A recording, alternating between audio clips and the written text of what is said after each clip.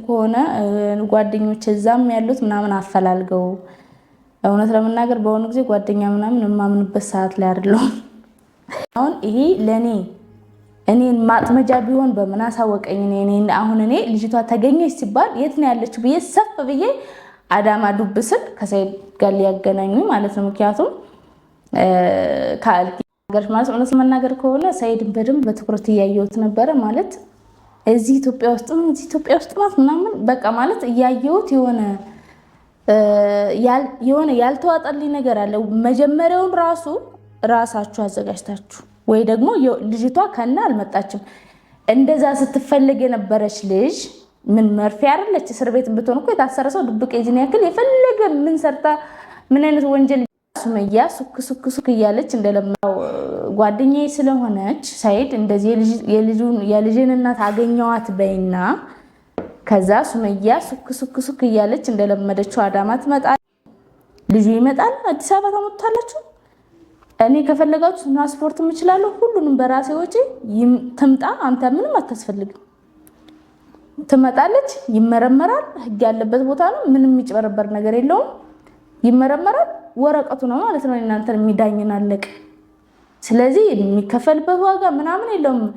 ቃት አሁንም ጠፋ። እርግጠኛ ነኝ አሁን እንደዚህ ልና ከፈለገ ጠፋችኝና ወይ ደግሞ የመን አምልጣ ሄደች። ምክንያቱም እኔ ኢትዮጵያ ውስጥ ናት ብዬ አላምንም። ለማንኛውም እውነት ከሆነ እኔም በጣም ደስ ይለኛል። በነገራችን ላይ እናንተም ብቻ ሳትሆኑ እኛም ደስ ይለናል ማለት ነው። ለመሰለሽ እናንተ ራሱ መታረቃችሁ ሰላም መፍጠሩ አንድ ሰው ሰላም ፈጠረ ማለት አሁን ላይ ነገሮች ታውቃላችሁ ሁሉም እየከበዱ ነው የሚሄደውና እናንተ ሰላም መፍጠራችሁ ለልጆቻችሁም ለራሳችሁም ለቤተሰቦቻችሁም ነው ማለት ነው። አሰላሙ አለይኩም ወራህመቱላሂ ወበረካቱ። ሰላም ውድና የተከበራችሁ የሱሱ ሀበሻዊ ቤተሰቦች እንዴት ናችሁ? ሰላም ናችሁ? ይበያላችሁበት የአላህ ሰላም ረድኤት አይለያችሁ እያልኩኝ ዛሬ ያው እንግዲህ እየጠፋሁ እየመጣሁ ነው። ያው ታውቃላችሁ አንዳንዴ አይመቻችም ማለት ነው። እስኪ ላይክ ሸር ሰብስክራይብ አድርጉኝ። የምር ስወዳችሁ ማለት ነው። በእርግጥ እያበረታቻችሁኝ ነው። አመሰግናለሁ ማለት ነው። እንግዲህ ሰይድ የልጄን አባት ወይም ደግሞ ሱማያ ያንተ ልጅ ነው ልጁ ከአንተ ነው የወለደችው ብላ ያለቻት ልጅ እንግዲህ ያው ሱማያም እንደተናገረችው በነገራችን ላይ እንዴት ተገኘች ብሎ ምናምን አልጠየቀም ሰይድ።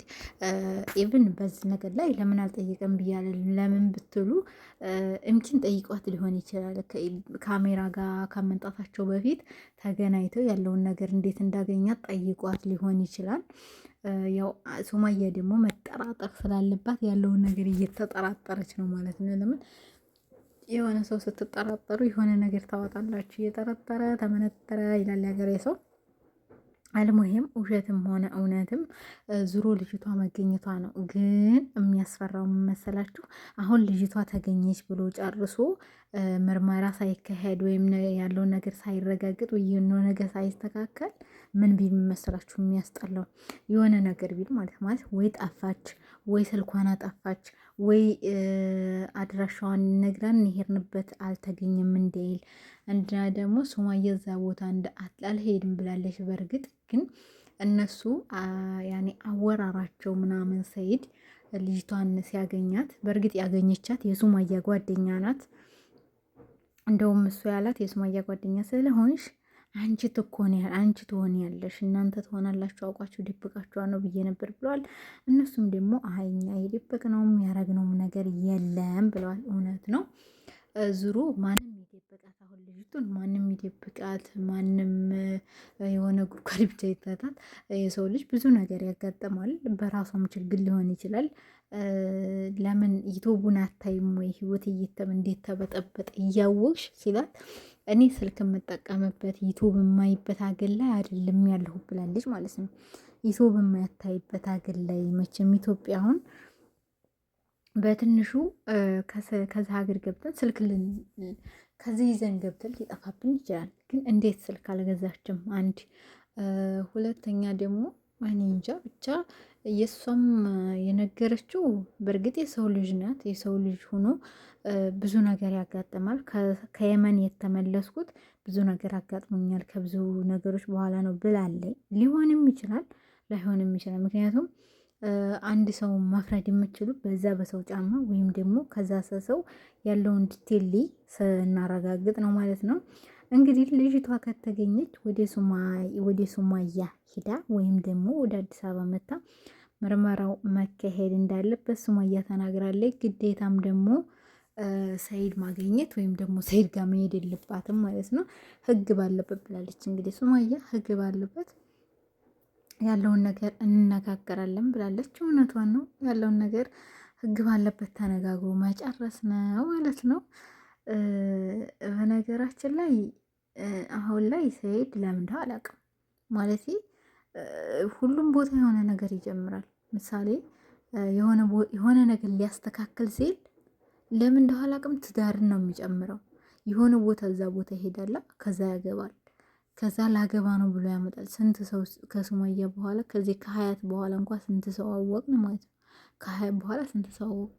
ስለዚህ አሁንም አውቀው ሱመያ እዛ ቦታ እንድትሄድ በዛ ላይ ቦታውንም ልጅቷ ተናግራ እንደዚህ ቦታ ካወቅከው ገጠር ቦታ ብላ አውቃ እንድትናገር አድርገዋት ቢሆን ከበፊትስ አውርተው እንድትናገርስ አድርገዋት ቢሆን ብዬም አሰብኩኝ።